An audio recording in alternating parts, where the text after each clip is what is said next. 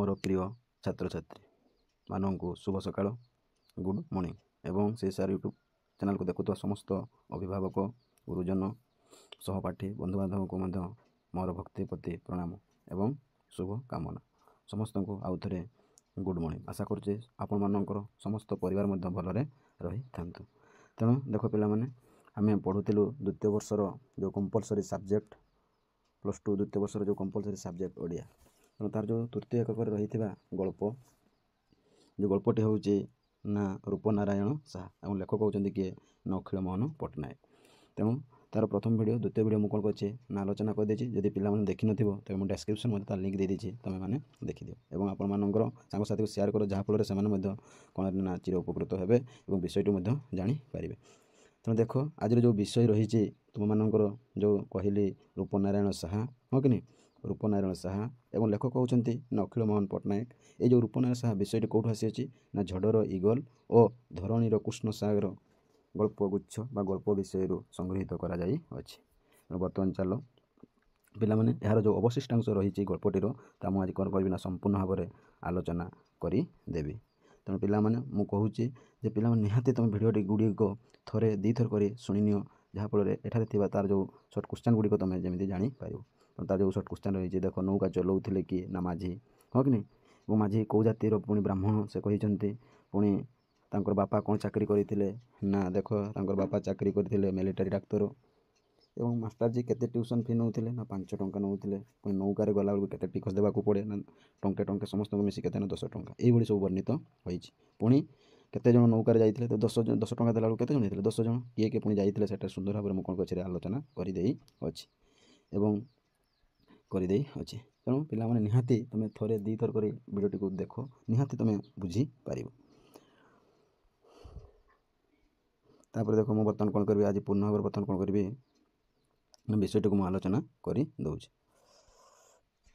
तेणु देख पे आम एत पढ़ु ना कौन बापा नीरव कौन कहते नीरव मत कल को नहीं कल को नेले जिते मास्टर जी सबू से मुरबी आकार समस्त को बुझी सारापर समस्ते जिते चुप हो रहीगले और से समय बापा बुझी सारी से मत कौन कला ना अशोक को कल को नहीं जाइए। तेणु ये पढ़ाई बर्तमान देख पे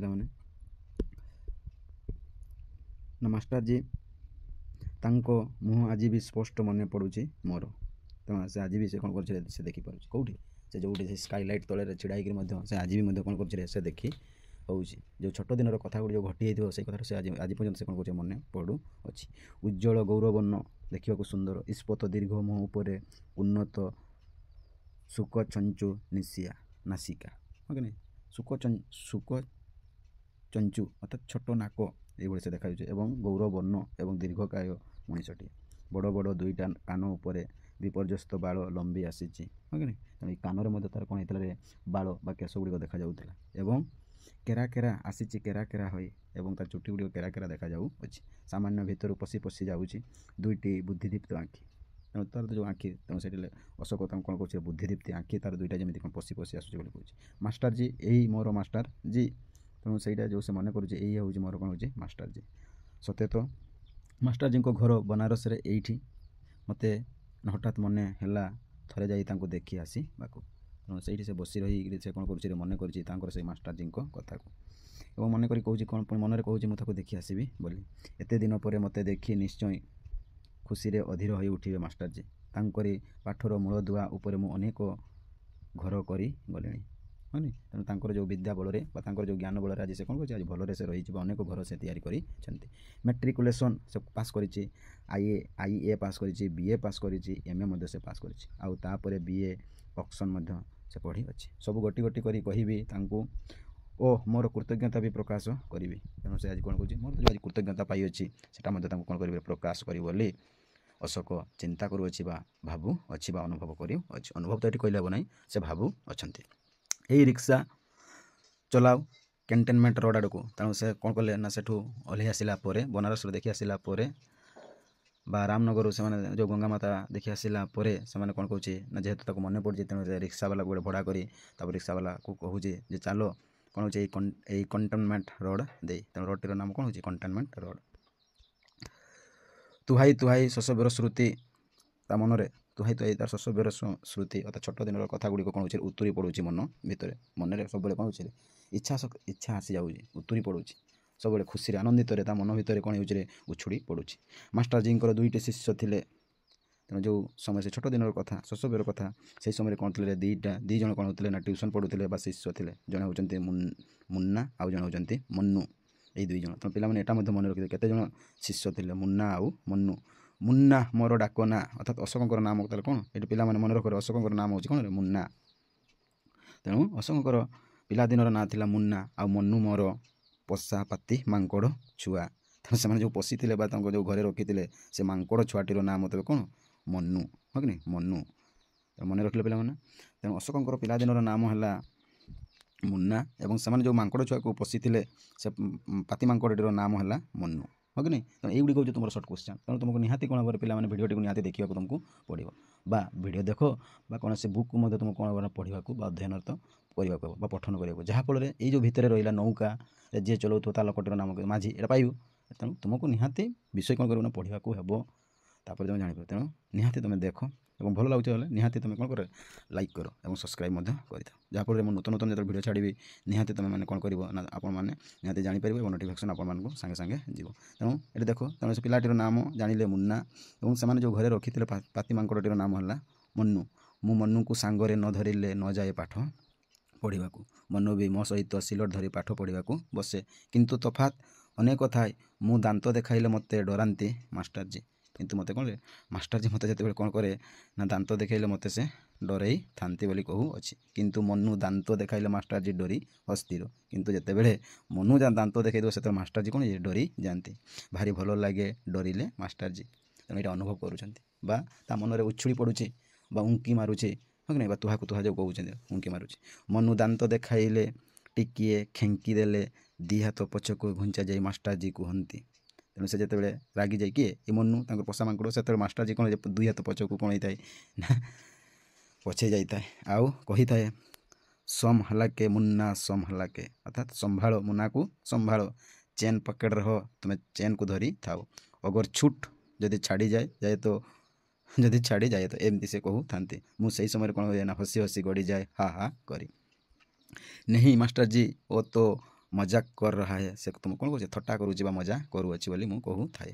ଓହ ସେ ପୁଣି କି ଅବସ୍ଥା, ଲଣ୍ଠନର ଠିପି ଖୋଲି ମୁଁ ପାଣି ପୁରାଉଛି, ମାଷ୍ଟରଜୀ ମୋତେ ରକୁ ରକୁ ମନ୍ନୁ ତାଙ୍କର ପାନ ବଟା ଖୋଲି 4-5 ଖଣ୍ଡ ପାନ ଏକା ସାଙ୍ଗରେ ଉଠେଇ ଧୀରେ ଧୀରେ ପାଟିରେ ପୁରାଇବାର ସୂଚନା ଦେଉଛି। ତେଣୁ ଇଏ ଯେତେବେଳେ ଲଣ୍ଠନରେ ପାଣି ପୁରାଉଥାଏ ସେପଟେ ତା'ର ଯେଉଁ ପାନ ଖିଲି ବା ପାନରେ ଯେଉଁ ମାଷ୍ଟରଜୀ ରଖିଛି ସେପଟେ କ'ଣ ହେଉଛି ତା ପାତି ମାଙ୍କଡ଼ ବା ମନ୍ନୁ କ'ଣ କରୁଛି ନା ତାର ଧୀରେ ଧୀରେ ପାଟିରେ ଖାଇ ଦେଉଅଛି। ଏ ବିପନ୍ନ ମୁହୂର୍ତ୍ତରେ ମାଷ୍ଟରଜୀ କିଛି କରି ନ ପାରି ଗମ୍ଭୀର ସ୍ଥିର ଭାବରେ ବସି ରହି କପଟ ଭର୍ତ୍ସନା କରୁଛନ୍ତି, ଆମକୁ ଗାଳି ଦେଉଛନ୍ତି। କପଟ ମାନେ ଏଠି ଗାଳି ଦେବା, କାହାକୁ ମନ୍ନୁକୁ ଆଉ ମୋତେ, ଅର୍ଥାତ୍ ମୁନ୍ନାକୁ ମଧ୍ୟ ଗାଳି ଦେଉଛନ୍ତି, କପଟ ଭର୍ତ୍ସନା କରି କହନ୍ତି। କର୍ତ୍ତା ଯା ହୋ, ତୁମେ ଏଇଭଳି କରୁଥାଅ, ହଁ ଯାଅ ତୁମ ହର ଖୁସି କରତେ ଯାଅ, ତୁମେ କ'ଣ କରୁଛ ସବୁବେଳେ ଖୁସି କରୁଥାଅ। मेरा औकात आजन से अच्छा तेरा समझा दूंगा, मेरा औकात आजान से अच्छा तेरा समझा दूंगा। ଯେତେବେଳେ ମୋତେ ତୁମେ କ'ଣ କରିବ ବୁଝିବାକୁ ଆସିବ ବା ମୋର ଯେତେବେଳେ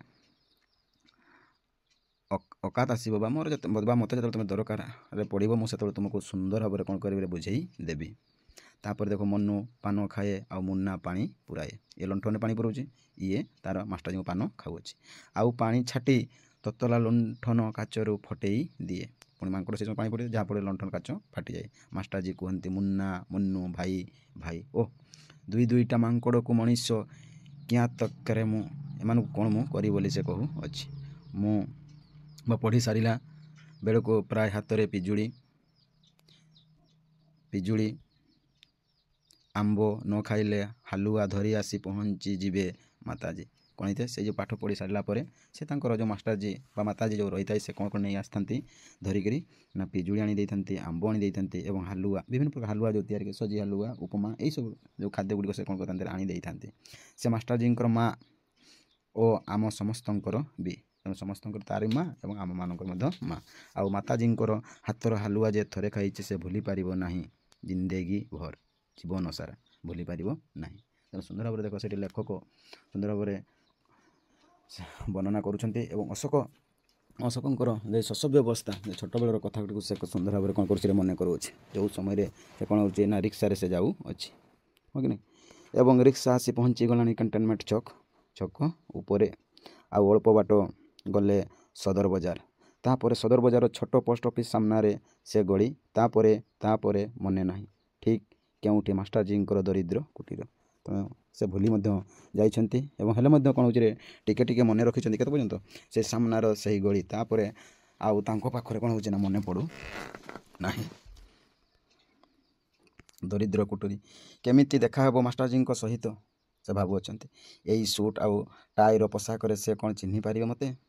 ନା ମୁଁ ତାଙ୍କ ଆଖିରେ ଆଜି ଏପର୍ଯ୍ୟନ୍ତ ମଧ୍ୟ ଥିବି ସେହି ପୁରାତନ ଚପଳ ଶିଶୁ। ତେଣୁ ସୁନ୍ଦର ଭାବରେ ଦେଖ କ'ଣ କହୁଛି ସେ ମନେ କରୁଅଛନ୍ତି। ମୁଁ ଆଜି ମଧ୍ୟ ସେ ଗୁରୁଜଙ୍କ ପାଖରେ କ'ଣ ଚପଳ ଶିଶୁ ଛୋଟ ଶିଶୁ ଭଳି ରହିଥିବି। ଏଇ ତ ସନ୍ଧ୍ୟା ହେଲା, ସନ୍ଧ୍ୟା ହୋଇ ଆସିଲା। ନାଲି କିରାସିନ୍ର ସେହି ମୁର୍ମୁଷ ଲଣ୍ଠନ ଆଲୁଅରେ ସେ ତାଙ୍କର ପିଣ୍ଡା ଉପରେ ବସି ରହିଥିବେ। ସନ୍ଧ୍ୟା ସମୟ ଆସିଥାଏ ତେଣୁ ସେଇଟା ଅନୁଭବ କରୁଛନ୍ତି। ଆଉ ତାଙ୍କୁ ଘେରି ବସିଥିବେ ଅନେକ ପଠନରତ ଶିଶୁ। ମୁଁ ଚଟ୍ କରି ଚିହ୍ନି ନେବି ତାଙ୍କୁ ଆଉ ଯାଇ ତାଙ୍କର ପାଦ ଧୂଳି ନେବି। ମଥାପାତି କୃତଜ୍ଞତା ସ୍ୱୀକାର କରିବି। ପରିଚୟ ପାଇ ସେ ନିଶ୍ଚୟ ମୋତେ କୁଣ୍ଢାଇ ପକାଇବେ ଗଦଗଦ ହୋଇ। ତେଣୁ ଏଇଟା ଅନୁଭବ କରୁଛନ୍ତି। ଦେଖ ସେ କିଭଳି ସେ ରିକ୍ସାରେ ଯାଉଛନ୍ତି ସେହି ସମୟରେ ସେ ଅଶୋକ ମନେ କରୁଅଛି ମୁଁ କ'ଣ କରିବି ଏଇଭଳି ସବୁ କ'ଣ କରିବି ନା କର୍ମ କରିବି ବୋଲି ସେ କହୁଅଛି। ଯାହାଫଳରେ ସେ ମାଷ୍ଟର ମୋତେ କ'ଣ କରିବ ବା ମାଷ୍ଟରଜୀ ମୋତେ ଦେଖି କୁଣ୍ଡେଇ ପକାଇବ ଏବଂ ଗଦଗଦ ହୋଇ ପଡ଼ିବ। ସ୍ନେହ ଦୁର୍ବଳ ଏ ଶିକ୍ଷକ ଦୁଇ ଆଖି ଭାସିଯିବ ଆନନ୍ଦର ଅଶ୍ରୁରେ ଲୁହରେ। ରୁଦ୍ଧ କଣ୍ଠରେ ସେ ବୋଧହୁଏ କହିବେ ତୋ ପରି ଜଣେ ଛାତ୍ର ମୁଁ ଆଜି ଯାଏଁ ଦେଖିଲି ନାହିଁ ଅଶୋକ। ଏଇଭଳି ସେ କହି ଉଠିବ ବୋଲି ସେ ଭାବୁଅଛି। ଆଉ କ'ଣ ସେଦିନ ଅଛି କେଇ ଜଣ ଛାତ୍ର ତା'ର ବାଲ୍ୟଗୁରୁର ରଣ ସ୍ୱୀକାର କରିବାକୁ ଆସନ୍ତେ ତୋ ପରି ଜାତିର ଶ୍ରେଷ୍ଠ ସନ୍ତାନ କେଉଁଦିନ ଆସି ତା'ର ବାଲ୍ୟଗୁରୁ ପାଦ ତଳେ ମଥା ନତ କରି ତା'ର କୃତଜ୍ଞତା ଜଣାଇବ ସେହି ଚିର ଇପ୍ସିତ ଦିନକୁ ଅତିଷ୍ଠ ହୋଇ ଅପେକ୍ଷା କରି ରହିଥାଏ ପ୍ରତ୍ୟେକ ଶିକ୍ଷକ। ପ୍ରତ୍ୟେକ ଶିକ୍ଷକଙ୍କର ଗୋଟିଏ ଆଶା ରହିଥାଏ ହଁ କି ନାହିଁ। ତାର ଯେଉଁ ଛାତ୍ରଛାତ୍ରୀମାନେ ଯେଉଁ ପଢ଼ାନ୍ତି ଏବଂ ସମସ୍ତେ ଯେତେବେଳେ ବଡ଼ ଅଫିସର ହୋଇଯାଆନ୍ତି ସେତେବେଳେ ଯଦି ସେମାନେ ଦେଖା କରିବାକୁ ଆସିଲେ ତାହେଲେ ସେହି ସମୟରେ ଶିକ୍ଷକମାନଙ୍କର ଆନନ୍ଦର ଗର୍ବ କହିଲେ ନ ସରେ। ତେଣୁ ସେଇ କଥା ସେ ମନେ କରୁଛି। ଏତିକି ତା'ର ଗର୍ବ ଚିର ନିର୍ଯାତିତ ଶିକ୍ଷକ ଗୋଷ୍ଠୀର ଏତିକି ତ ଚରମ କ୍ଷତିପୂରଣ। ତେଣୁ ଏତିକି ମୁଁ ତାଙ୍କୁ କହିପାରିବି ବୋଲି ମନରେ ଆଶା କରିଅଛି। କିସ୍ ତରଫ ଚାଲୁ ବାପୁଜୀ? ପୁଣି ସେଇଠି ସେ ପଚାରୁଅଛନ୍ତି କେଉଁ ପଟକୁ ଯିବୁ ବାପୁଜୀ? ନା ରିକ୍ସାବାଲାର ପ୍ରଶ୍ନରେ ମୋର କଳ୍ପନା ଭାଙ୍ଗି ଗଲା। ସେ ମୋତେ ପଚାରିଲେ ରିକ୍ସା ଆସି ପହଞ୍ଚିଗଲାଣି ସଦର ବଜାର ପୋଷ୍ଟ ଅଫିସ୍ ପାଖରେ। ତେଣୁ ପିଲାମାନେ ଏଟା ମଧ୍ୟ ରଖିବ ଯେଉଁ ରିକ୍ସା ଆସି କେଉଁଠି ପହଞ୍ଚିଲାଣି ଏଟା ମଧ୍ୟ ତୁମର କ୍ୱେଶ୍ଚନ୍ ରହିଛି ନା ସଦର ବଜାର ପୋଷ୍ଟ ଅଫିସ୍ ପାଖରେ। ସାମନାରେ ଦୁଇଟା ରାସ୍ତା ଦୁଇ ଆଡ଼କୁ ବାଙ୍କି ଯାଇଛି ଏକ ଝୁପକାଷ୍ଟ ପରି। ଝୁପକାଷ୍ଟ ଅର୍ଥାତ୍ ବଙ୍କା କାଠ ହଁ କି ନାହିଁ। କାଠ ପରି ସେ କ'ଣ ହେଇଛି ବଙ୍କେଇ ଯାଇଛି ଦୁଇଟା ରାସ୍ତା। ଏହା ରୋକେ ଓହ୍ଲାଇ ପଡ଼ିଲେ। ଏଇଠି ସେ କ'ଣ କଲେ ନା ତାକୁ ରଖିବାକୁ କହିଲେ। ପିଣ୍ଡା ଉପରେ କେଇ ଜଣ ଲୋକ ଗପସପ ଜମେଇଛନ୍ତି। ପାଖକୁ ଯାଇ ପଚାରିଲେ କହିପାରିବେ ରୂପ ନାରାୟଣଜୀ କେଉଁଠି ରହନ୍ତି? ଲୋକଗୁଡ଼ିକ ମୋତେ ଆଶ୍ଚର୍ଯ୍ୟ ହୋଇ ଚାହିଁ ରହିଲେ। ଜଣେ କିଏ ତା ଭିତରୁ କହି ଉଠିଲା ଗଲତ କିଏ ହୋଙ୍ଗେ ଆପ ବାପୁଜୀ। ଗଲତ କିଏ ହୋଙ୍ଗେ ଆପ ବାପୁଜୀ। ଆପଣ ଭୁଲ କରିଛନ୍ତି। ଏକ ରୂପନାରାୟଣ କି ସାନକ ଦୁକାନ ହୋଗା ମେରେ ଖିଆଲ ପର ଗୋଧୂଳି ପର। ମୋର ମନେ ପଡ଼ୁଛି ହଁ କି କ'ଣ ପଡ଼ୁଛି ନା ଏଇ ସାମନେ ଦୋକାନ ରହିଅଛି ଏବଂ ମେରା ଖିଆଲ ପର ଗୋଧୂଳି ପର। ଏବଂ ମୋର ମନେ ପଡ଼ିଅଛି ଏଇ ଗୋଧୂଳିରେ କ'ଣ ହେଇଛି ରୂପନାରାୟଣ ଦୋକାନ ମୁଁ ଦେଖିପାରୁଛି ବୋଲି। ମୋର ପୋଷାକ ଦେଖି ସେମାନଙ୍କର ଏ ଧାରଣା ହେବା ସ୍ୱାଭାବିକ। ଯେହେତୁ ପରିଷ୍କାର ପରିଚ୍ଛନ୍ନତା ଯାଇଛନ୍ତି ତେଣୁ ଏଇଭଳି ସେମାନେ କ'ଣ କରୁଛନ୍ତି ନା ତାଙ୍କର ଭାବନା ହେବ ବୋଲି ସେ କହୁଅଛନ୍ତି। ଆଉ ଥରେ ବୁଝେଇ କହିଲି ମୁଁ ଅଳଙ୍କାର ପାଇଁ ଆସିନି। ଛୋଟ ଛୋଟ ପିଲାଙ୍କୁ ପଢ଼ାନ୍ତି। ଏଠି କେଉଁଠି ଥାନ୍ତି ମାଷ୍ଟରଜୀ ରୂପନାରାୟଣ? ପୁଣି ସେ କ'ଣ କଲେ ଆଉ ଥରେ ସେ ଭଲସେ ପଚାରିଲେ ବା ବୁଝିଲେ ଯେ ମାଷ୍ଟରଜୀ କେଉଁଠି ଅଛନ୍ତି ବୋଲି। ମୋର କଥା ଶୁଣି ସମସ୍ତେ ଏକା ସଙ୍ଗରେ ମୁହଁ ଟେକି ଚାହିଁ ରହିଲେ ମୋ ପାଖରେ ଠିଆ ହୋଇଥିବା ରିକ୍ସାବାଲା ମୁହଁକୁ। ସମସ୍ତେ କ'ଣ କରୁଛନ୍ତି ଚାହିଁ ରହିଛନ୍ତି। ରିକ୍ସାବାଲାଟା ବୋଧହୁଏ ମୋର ଗନ୍ତବ୍ୟ ପଥର ଠିକଣା ସନ୍ଧାନ କରିବାକୁ ଆସି ଠିଆ ହୋଇ ରହିଥିଲା ମୋ ପାଖରେ। ମୁଁ ବି ଚାହିଁଲି ରିକ୍ସାବାଲାକୁ। ଇଏ କ'ଣ ଏ ରିକ୍ସାବାଲାଟା କାହିଁକି ମୋତେ ଚାହିଁ ରହିଛି ଏମିତି? ତା'ର କଟରଗତ ଦୁଇଟା ଆଖି ମେଲି ସେ ମୋତେ ଚାହିଁ ରହିଛି ଅପଲକରେ। ଅର୍ଥାତ୍ ସେ ଆଖି ପତା ମଧ୍ୟ ପକାଉନାହିଁ। ସେ ପୁରା ଚାହିଁ ରହିଛି ଯେମିତି ତା'ର ସେହି ପରଳ ଲଗା ପିଜୁଆ ଆଖିରେ। ତେଣୁ ତା ଆଖିରୁ ଏକ ପ୍ରକାର ଗୋଟେ ଧଳାକାର ଯେଉଁ ବାହାରିଥାଏ ତାକୁ କ'ଣ କୁହାଯାଏ ପିଜୁଆ।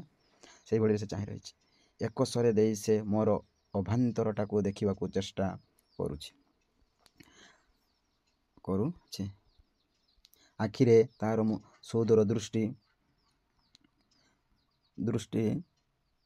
ଆଖି କୋଣର ଚମଡ଼ା ଗୁଡ଼ାକ ଗୁଞ୍ଚି ଗୁଞ୍ଚି ହୋଇଯାଇ ଅସଂଖ୍ୟ ରେଖା ସୃଷ୍ଟି କରିଛି। ତେଣୁ ଯେହେତୁ ସେ ବୃଦ୍ଧାବସ୍ଥାରେ ରହିଛନ୍ତି, ତେଣୁ ତା'ର ଆଖି ପାଖରେ ଯେଉଁ ଚମଡ଼ାଟା କଣିଚିରେ ଗୁଞ୍ଚି ଗୁଞ୍ଚି ବା ମୋଡ଼ି ମୋଡ଼ି ହୋଇ ଯାଇଅଛି। ସେ ଯେପରି କ'ଣ କହିବ ହେଉଛି, ସେହି ଉତ୍ତେଜନାରେ ତା'ର କଳା କଳା ଓଠ କମ୍ପି ଉଠୁଛି, ବାରମ୍ବାର ଥରି ଉଠୁଛି। କିଛି ସମୟ ପରେ ସେ କହିଲା, ସେ ଯେମିତି କହୁଛି ବହୁ ଯୁଗର ତନ୍ଦ୍ରାଚ୍ଛନ୍ନ ସ୍ୱପ୍ନର କୁହୁଡ଼ି କାଟି, ତୁମ ଅଶୋକ ହୋ ନା, ଇତନେ ବଡ଼ା ହୋ ଗୟା ତୁମ। ଏହି ସମୟରେ ସେ କ'ଣ ହେଇଛି ନା କହି ଉଠୁଛି, ତୁମ ଅଶୋକ ହୋ ନା, ଇତନେ ବଡ଼ା ହୋ ଗୟା ତୁମ। ତେଣୁ ଆପଣ ଏତେ ବଡ଼ ହୋଇ ଯାଇଛନ୍ତି, ଏହି କଥାରେ ସେ କହିଛି।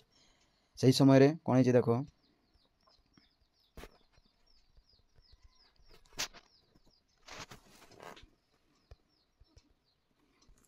ଏତେ ବଡ଼ ହୋଇଯାଇଅଛି କହିଅଛି। ମୋର ମେରୁଦଣ୍ଡ ଦେଇ ବିଦ୍ୟୁତର ଶୀତକାର ପହଁରିଗଲା ମୁହୂର୍ତ୍ତକ ଭିତରେ। ସେ ଯେତେବେଳେ ମୋତେ ଅଶୋକ କହିଦେଲେ, ସେତେବେଳେ ମୋର ଶରୀରଟା ଯେମିତି କ'ଣ ହେଲା, ଯେମିତି ବିଦ୍ୟୁତ୍ କାରେଣ୍ଟ ଯେମିତି ମାରିଲା ଭଳିଆ, ସେଇଭଳି ମେରୁଦଣ୍ଡ ଦେଇ ବିଦ୍ୟୁତର ଶୀତକାର ପହଁରିଗଲା ଭଳି ଲାଗିଲା। କିଏ ଇଏ?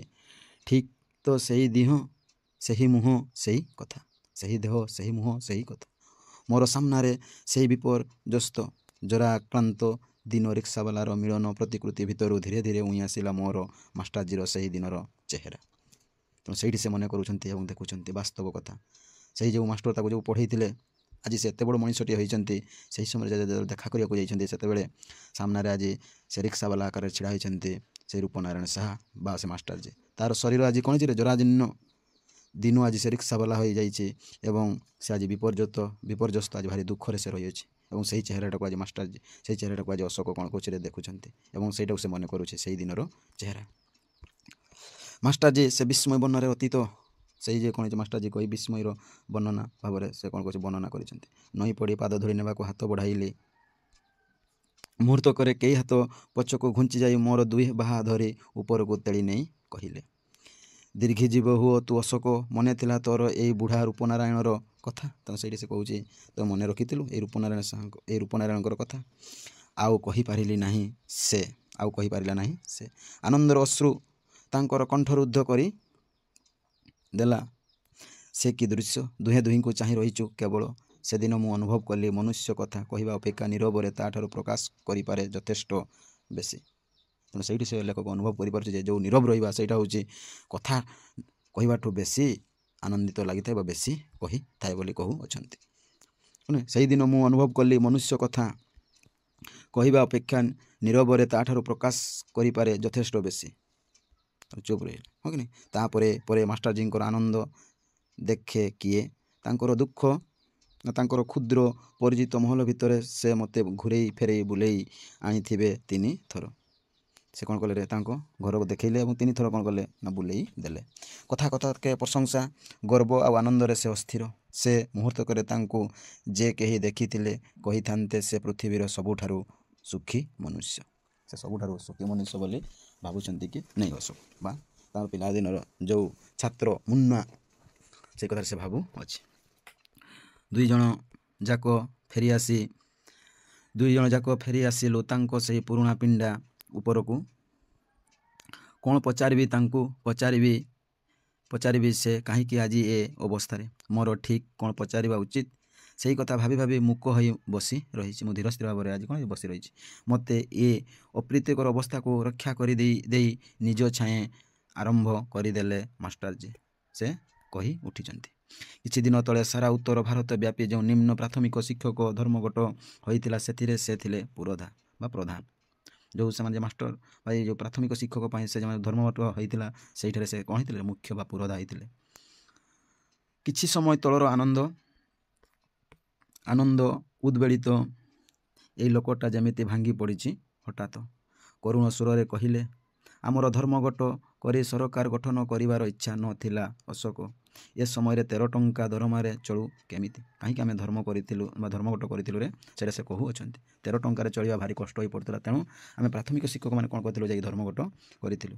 ଆଉ ସେଇଥିରେ ହିଁ ଶେଷ ଜେଲ୍ ଚାଲିଗଲେ, ସେ ଜେଲ୍ ଯାଇଥିଲେ। ଏଇ କଥାରେ ସେ କହୁଅଛନ୍ତି। ରାଷ୍ଟ୍ର ବିରୁଦ୍ଧରେ ଷଡ଼ଯନ୍ତ୍ର କରୁଥିବା ଅଭିଯୋଗରେ ତାକୁ ଏମିତି ଜେଲ୍ କ'ଣ କଲେ, ରାଷ୍ଟ୍ର ବିରୁଦ୍ଧରେ ତାକୁ କ'ଣ କଲେ ନା ତାକୁ ଜେଲଖାନାକୁ ନେଇଗଲେ। ବର୍ଷକ ପରେ ଜେଲରୁ ଫେରି ଦେଖନ୍ତି ତାଙ୍କର ସ୍ତ୍ରୀ କ'ଣ ହେଇଛି ମରିଯାଇଛି। ଗୋଟିଏ ବଡ଼ ସମାଧାନ ହୋଇଯାଇଛି, ଯାହା ହେଉ କହିଲେ ମାଷ୍ଟରଜୀ। ପରିବାରର ବୋଝ ଲଘୁ ହୋଇଯାଇଛି ଅନେକ। ଆଉ ତା ଛଡ଼ା ତା'ର ଯାହା 2 ଖଣ୍ଡ ଅଳଙ୍କାର ଥିଲା ସେଥିରେ ଆଉ କିଛି କରଜ ଟଙ୍କା ମିଶାଇ ଖଣ୍ଡେ ରିକ୍ସା ପାଇଁ ମୂଳଧନ ହୋଇଗଲା। ତେଣୁ ଯାହା ଥିଲା ସେଗୁଡ଼ିକ ସେ ବିକ୍ରି କରି ଏବଂ ତା'ର ଯେଉଁ କରଜ ଟଙ୍କା ମିଶାଇକିରି ସେ କ'ଣ କରିଛି, ଗୋଟିଏ ରିକ୍ସା ସେ କିଣିଅଛି। ପ୍ରାଇଭେଟ୍ ଟ୍ୟୁସନ୍ରୁ ଟଙ୍କାଏ 2 ଟଙ୍କା ପାଇ କ'ଣ ବଞ୍ଚି ହୁଅନ୍ତା ଅଶୋକ, ଏଇ କଥାଟା ସେ କହିଅଛି।